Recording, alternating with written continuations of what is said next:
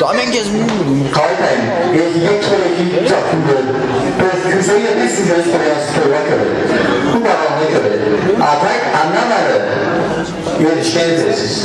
Kızını Kaytayım. Paçası da Caşlı Soğuca'nın canına. Babay aydan bir kaçarla.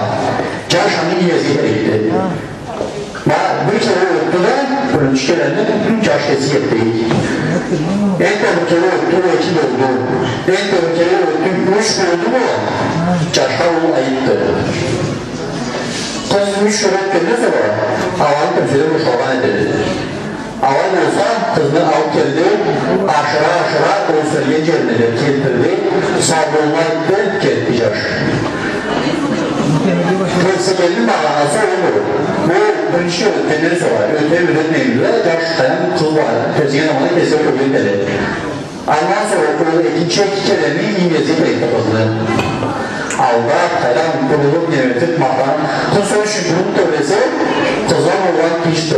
Ve aldı grup da kaldı. Caş mesela kaydan, bayağı kurulurken, ayrı göstereyim bu şey, mağdanlığa görüşüydü. Kız manyağını kesine esine al, caşın temsilyenin anvar, kolay temsilyenden var. Hani aldarla telekti. Hani aldar caş anasatın programı zaman çıktı, köyün çıktı. Öfke de ilgili kız kaçır. Caş hani İngilizce telekti. Moğul temsilyen. Kızlar şehirde olmayı temsilyen zamanında. Sonra hoşken ayıp temsilyen zamanında. Bu zamanda, tiyen zamanda ya da ayarlamazsa zamanda caşlar, kızlar kesinlikle geliyor köyümüzün açmak olarak günde. Dağıstanlardaşa kökte kullanmışlar ama şeyden kızlar tiyen olsa ya da ayarlamazsa olsa o zamanda hep kullanışma soğulamaz.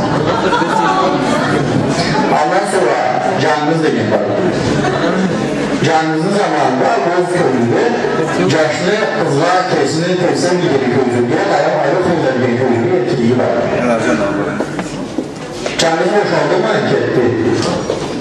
Kızlar sırtını dönüp dayan oldu. Kaydan teyyarın adına kelip köyge girdi olmazsa ayıptı.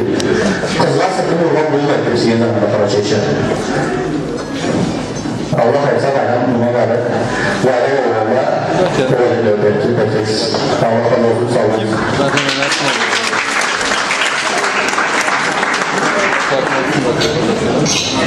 Let's move this one another. I think it's there to work us also. En tepedeki gösteri merak etmeyin.